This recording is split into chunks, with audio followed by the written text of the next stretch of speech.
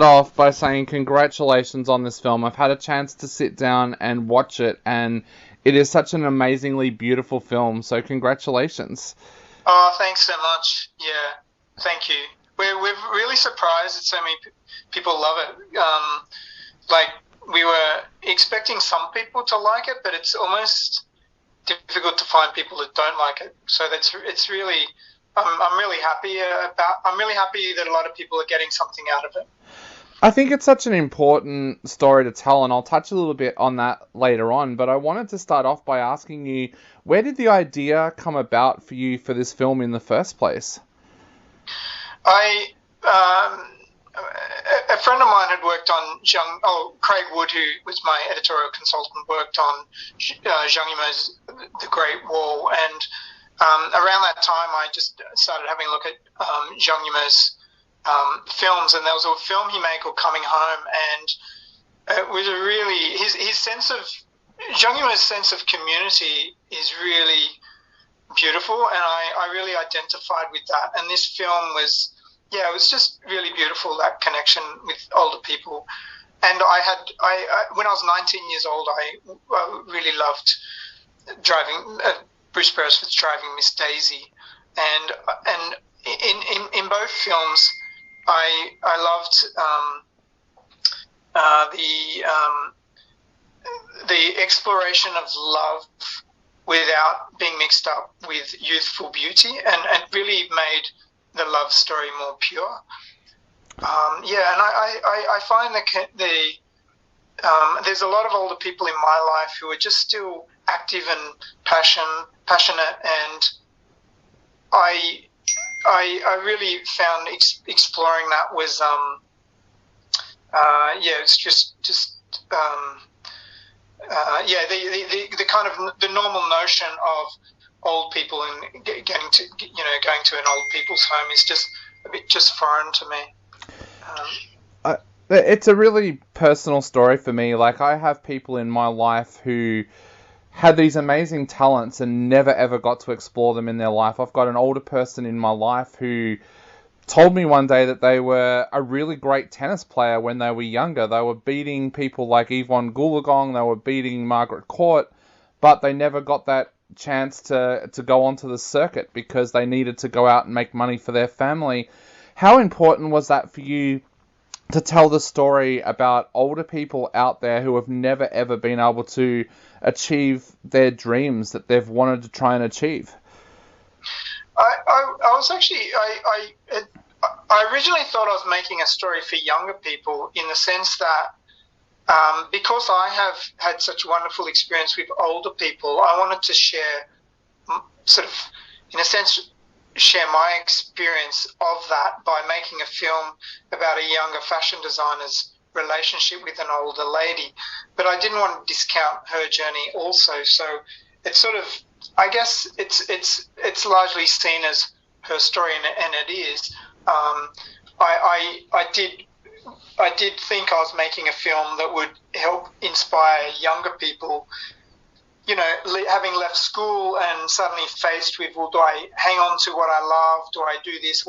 And struggling with those questions. I thought this would be a good film to help them make strong decisions moving forward. What I realised, though, is that we all have different journeys that we undertake all throughout our life, even in our 80s, and it's really connected very strongly with the older demographic. But also I found too, we've had some much younger kids see the film that also seem to connect with. So I'm not sure if I answered your question, actually. Yeah, I was also going to say that that's another side of the film as well, is that, to me, there are so many younger people out there these days that look at older people, and older people try to give them advice and they ignore it because they think, oh, they're from another generation, they don't know. But that relationship that Hamish has here with Liba he's learning from that relationship as well. Was that something that you wanted to try and get across in the film? Yeah, I think so. I mean, I'm turned to. I have a lot of older people in my life, and I turn to them and ask them questions all the time. I mean, they've had the most experience; they've been through it all. So it's always I've always seen the advantage in being connected to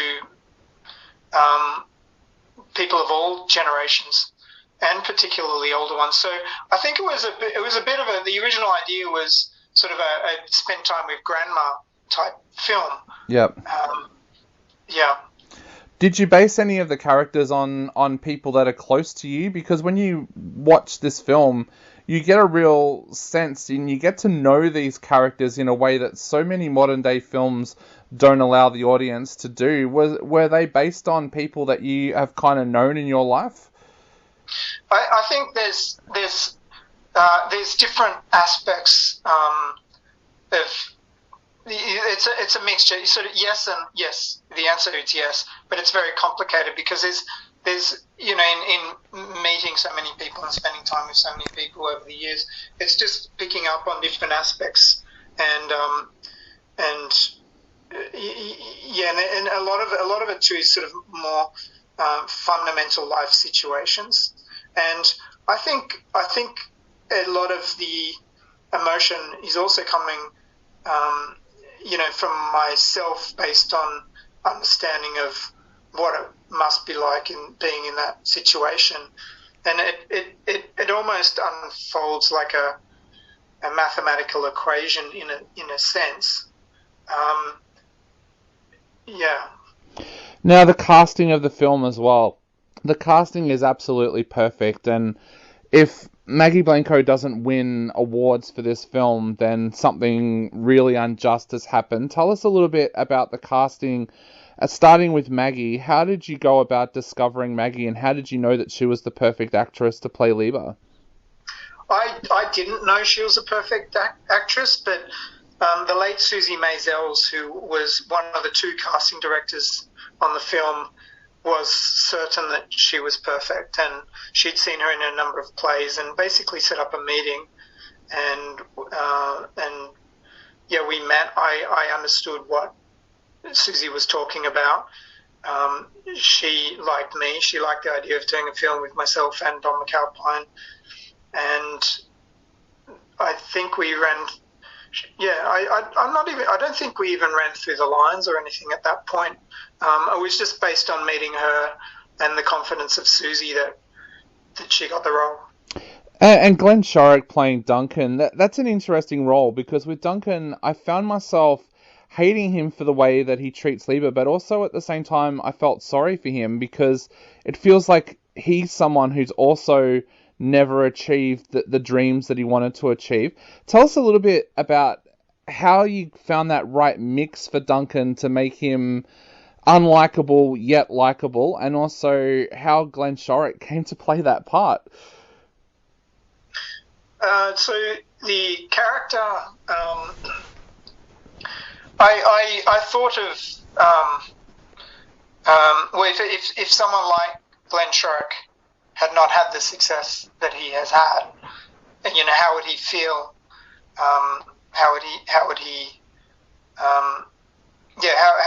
How would that torment him? I think.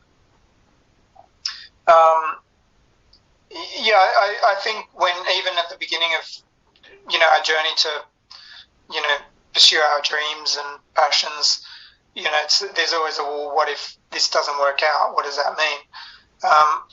I didn't try one way or the other to make him compassionate or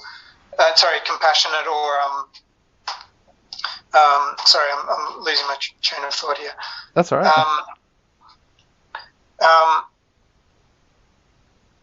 I think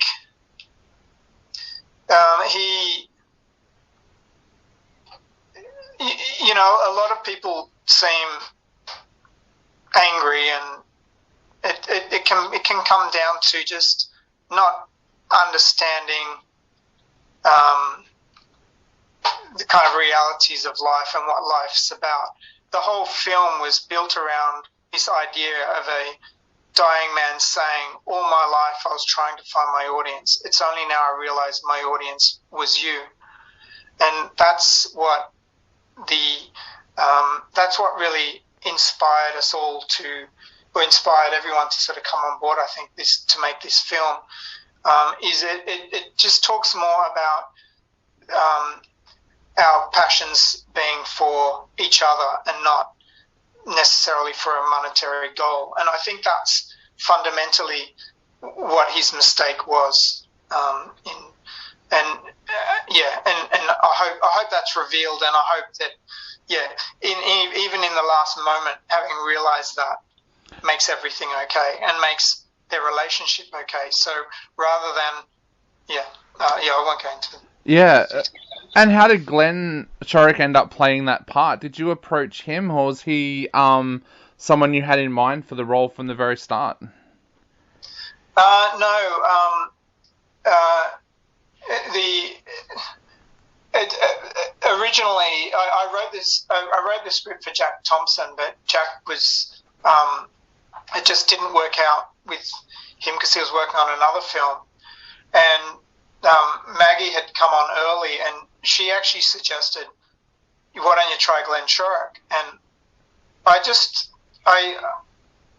sort of Googled Glenn to see what he looked like, and he was on stage singing "Cool Change," and within 10 seconds he had me in tears, and I jumped on the phone, and a couple of weeks later he was on board basically. Awesome. The other person I was really impressed with too is Hamish.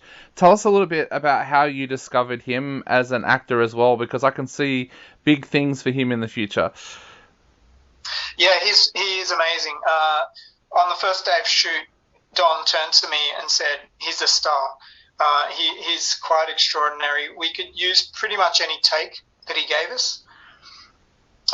He was found by, again, Susie Maisels, who had seen, I think, his graduation performance, and she basically, she thought he would be the right person for the role. We met, and he saw a connection with his. He basically did the film because of his connection with his own grandmother. So it was really lovely, and he was perfect. He has such a great chemistry with Maggie on screen. Did you, as director, get them to kind of bond before the shoot? Like, did you send them out for dinners or anything like that? Because they have such an amazingly natural chemistry between the two. We had a 2-week rehearsal period where we workshopped the film, and I think that they were introduced to each other prior to that as well. You're right. From my understanding, they've kept in touch and are occasionally in touch with each other. So there really was a natural connection there. They really did. They really did enjoy working together. Now, Sasha, I know we are running out of time very, very quickly. So to finish up, what would you like to say to people before they head out to check out the film? But also, what would you like them to take away from this film? I think the film's a reflection on our passions, and it's about displacement and belonging. And I think that manifesting our experiences and expressing them through our passions for those in our life is so important. And I think being creative in some way is part of the human experience, and as important as breathing and drinking and eating. And I hope people recognize that. I think too that, as Don and I said at the beginning of this, when grandma starts doing something, it inspires a whole family. And if we can inspire the grandmothers with this film, we can inspire the world. And I hope people find a little bit of inspiration, and in their own small ways can make their life and the life of those around them better. Definitely. Well,